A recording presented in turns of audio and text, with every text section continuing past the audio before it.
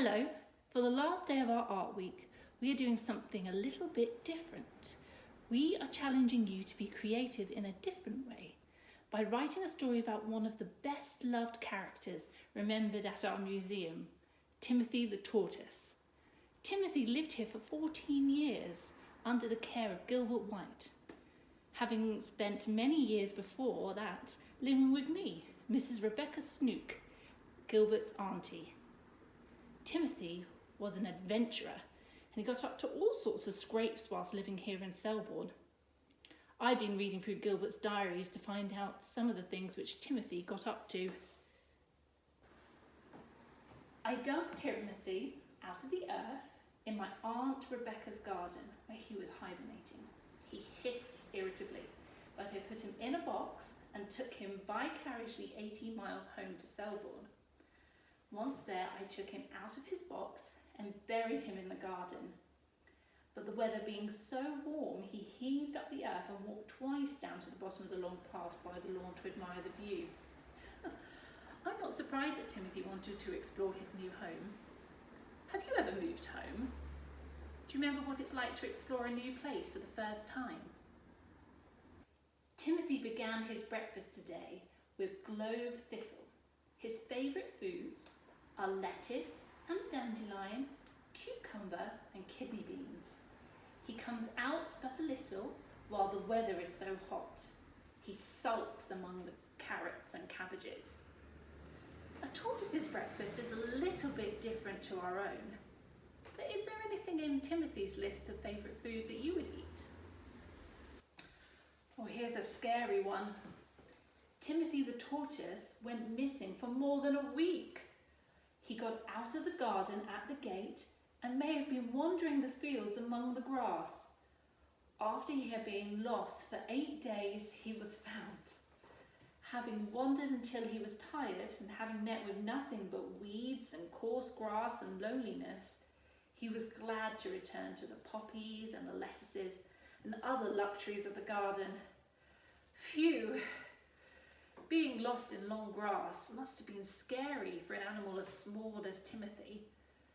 Next time you're in long grass, why don't you get down really low and have a look to see what it must look like from a tortoise's perspective. Oh, here's another one. We put Timothy in a tub of water to see if he could swim and found that he sunk gradually and walked on the bottom of the tub. He seemed quite out of his element and was much dismayed. Poor Timothy! It's turtles that swim, not tortoises. I hope none of you have had swimming lessons like that. Oh, here's a nice one. Timothy not only lies in the sun by the fruit wall, but he tilts the edge of his shell against the wall as to lean back towards the sun's rays. That way he gets more sun on him. At 4 p.m, he retires to bed under the broad leaves of a hollyhock flower. Timothy did enjoy sunbathing, but he also liked to relax in the shade. I tell you what, next time you're outside on a sunny day, why not lie underneath a tree in the shade? Whilst you're there, make sure you look up and notice how tall the tree looks when you're lying down underneath it. Let's see if we can find another one. Oh, here we go. Poor Timothy was flooded by heavy rain while sleeping under a laurel hedge. He might have been drowned had not his friend Thomas, the gardener, come to his assistance and taken him away. Thomas the gardener was a good friend to Timothy, even though Timothy used to eat the lettuces that Thomas had worked so hard to grow. Here's the last entry about Timothy in Gilbert's diary. Timothy the Tortoise sleeps in the fruit border next to the wall, covered with a hen coop, which is a good armful of straw. Here he will lie, warm, secure and dry until the spring. From November through to March, Timothy the Tortoise would hibernate. That means that he would have a really long sleep all the way through the winter. Can you think of any other animals that sleep all the way through the winter? to me like Gilbert took good care of Timothy when Timothy lived here in Selborne. Gilbert kept him warm, dry and secure all the way through the winter. Now for the challenge. We want you to imagine that Timothy lives with you. Will he live inside, or do you have a garden that he can explore?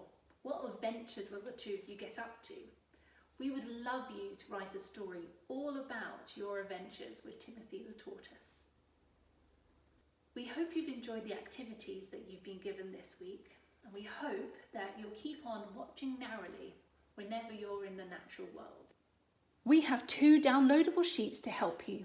One is a writing frame to help you structure your story, and one is an adjective scavenger hunt.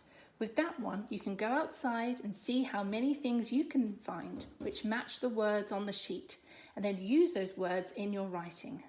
We would love to read your story, so make sure a grown-up sends it to us via the email on the website, or maybe even on social media. We'd love to see videos of you reading your story.